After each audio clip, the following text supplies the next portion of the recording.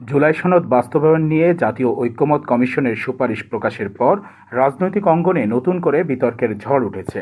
বিএনপির মহাসচিব মির্জা ফখরুল ইসলাম আলমগীর কমিশনের সুপারিশে নোট অব ডিসেন্ট উপেক্ষার অভিযোগ তুলে বলেছেন, এটা জনগণের সঙ্গে প্রতারণা, রাজনৈতিক দলগুলোর সঙ্গে প্রতারণা। আমরা কিন্তু যে বিষয়গুলোর সঙ্গে আমরা একমত ছিলাম না, আমরা সেখানে নোট অব ডিসেন্ট দিয়েছিলাম। সেই নোট অব ডিসেন্ট গুলো লিপিবদ্ধ করার একটা প্রতিশ্রুতি ছিল তাদের। কিন্তু অবাক বিষয় আমরা লক্ষ্য করলাম যে কালকে যখন তারা প্রকাশ করলেন সেই বিষয়গুলো নেই। নোট অফ ডিসেন্ট গুলো পুরোপুরি উপেক্ষা করা হয়েছে, ইগনোর করা হয়েছে। এটা তো ঐক্যমত্য হতে পারে না। তার ঐক্যমত্য কমিশনটা করা হয়েছিল কেন? এই ঐক্যমত্য কমিশন, এটা আমি বলবো যে জনগণের সঙ্গে এটা একটা প্রতারণা, রাজনৈতিক দলগুলোর সঙ্গে এটা প্রতারণা। মির্জা ফখরুল বলেন, এত বড় একটি অভ্যুত্থান, এত ত্যাগ, এত প্রাণের বিনিময়ে অর্জিত পরিবর্তনকে জাতির কল্যাণে কাজে লাগানো যাচ্ছে না। এটা খুবই দুঃখজনক। বরং যত সময় পাচ্ছে রাজনৈতিক বিভাজন ততই বাড়ছে।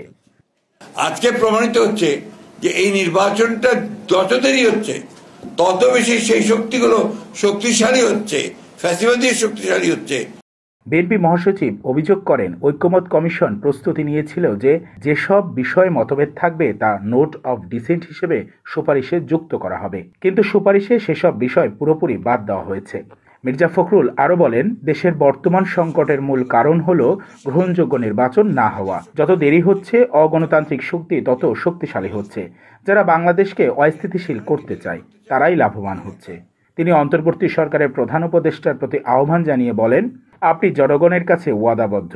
আপনি যদি এই সংস্কারগুলো বাস্তবায়ন না করেন তবে তার দায়ভার আপনাকেই নিতে হবে।